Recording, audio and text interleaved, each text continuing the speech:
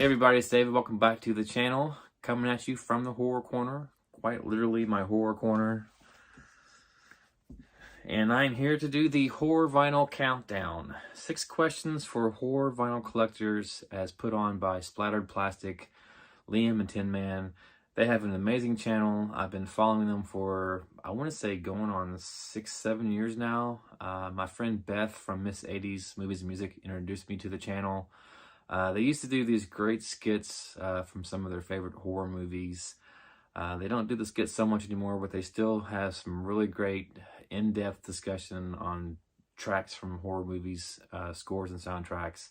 I think they're about the same age as me. I'll be 47 in a couple of weeks. I think they're around about the same age. So we grew up watching the same movies, so I really appreciate hearing their discussions on some of their favorite movies from the 80s and 90s and beyond, and just what these horror scores mean to them. So, great channel. I'll post a link down below. Go check them out.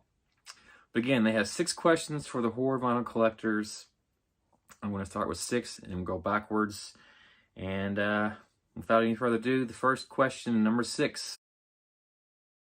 What was the first score you bought? I started collecting vinyl in 2015. But it wasn't until 2017 that I got my first horror score. And according to my Discogs, that was Halloween 2 from Death Waltz by John Carpenter and Alan Howarth. Now, prior to that, I had purchased the Ghostbusters soundtrack to the movie with Melissa McCarthy and the SNL ladies. Say what you will, I think it's a fun movie.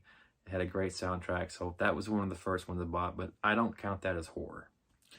And I had also purchased the score and soundtrack to Stranger Things Season 1. It's a Netflix show, it's sci-fi, so again, first proper horror movie score would be Halloween 2 from Death Waltz. Now, they went on to release Halloweens 1, 2, 3, 4, and 5. I had that collection. It came with a nice hard box. I had that too. So, yeah, Halloween 2 was my first score that I bought. All right, number 5. Who are your favorite composers? First and foremost, it would be John Carpenter. I really love the stuff he does for his movies. I've really enjoyed what he did for the David Gordon Green trilogy for Halloween. If I had to pick one other than Halloween as my favorite score, it would definitely be The Fog. I just love the organ and the beginning of that, and then just the piano and stuff and strings. It's just a great score. It fits the movie well, so The Fog is my second favorite from John Carpenter. In addition to Carpenter, I really like Marco Beltrami. He did the score to Scream, The Mimic. I think he did The Faculty as well. More recently, he did the scores for A Quiet Place 1 and Quiet Place 2. So Marco Beltrami is one I really like. Danny Elfman, Beetlejuice, Edward Scissorhands, Sleepy Hollow, The Wolfman, which I wish would get a release on vinyl.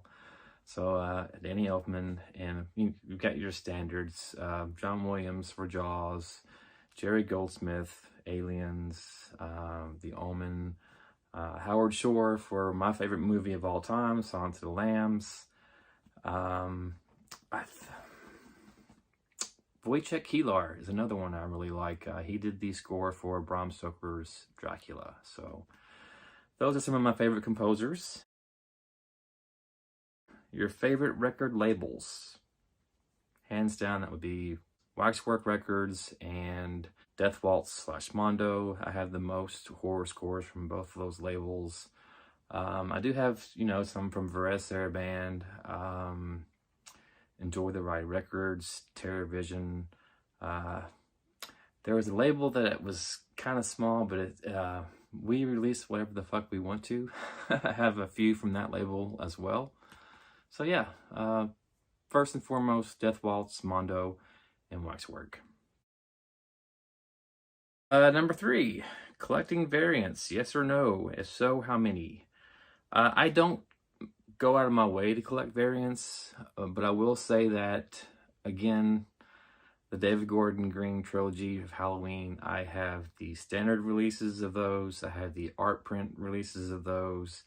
There have been extended cuts of some of those. So I do have several variants of the Halloween trilogy. In addition to that, I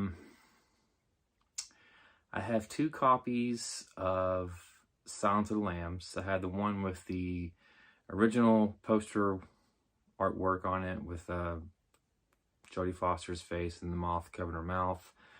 And then I got the one that came out from Mondo with the matte black cover with the gold diamond pattern with the moth in the middle of that one. And then I have 2 copies of Bram Stoker's Dracula from Wojciech Kilar. I had the one that came with the original artwork with like the wolf skull or head on the cover, and then the one that came out again from Mondo with the Dracula in their red armor. So I don't go out of my way again to collect variants, but I do have some. Number 2, the rarest score in your collection. I'm not sure how rare this one is, but it is the score to the Evil Dead from 2013. Again, I didn't start collecting vinyl till 2015, and I didn't really collect horror scores and soundtracks until around 2017. So this one had been long out of print.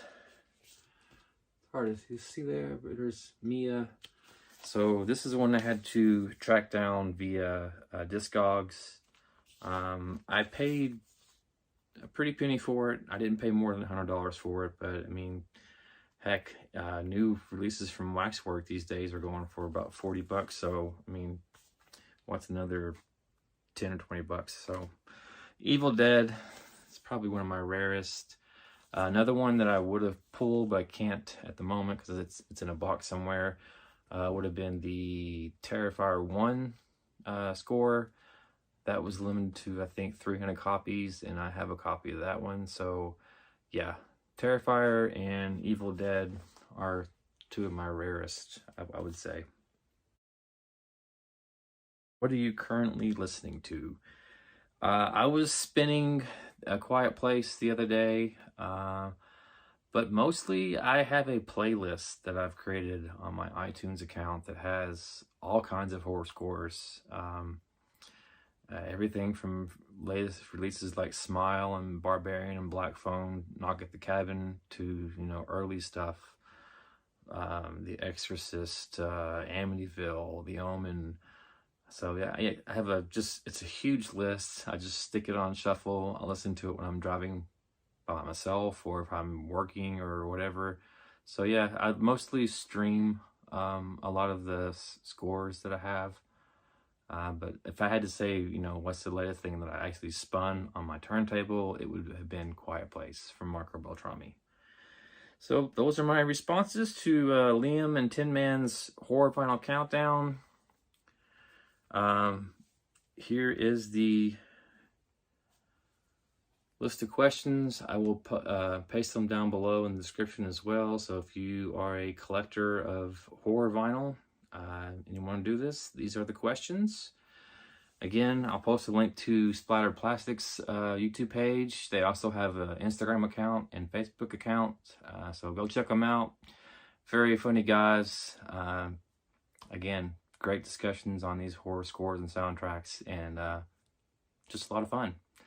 That's going to do it for this video. Hope you guys are doing well, and until next time, take care. Thanks.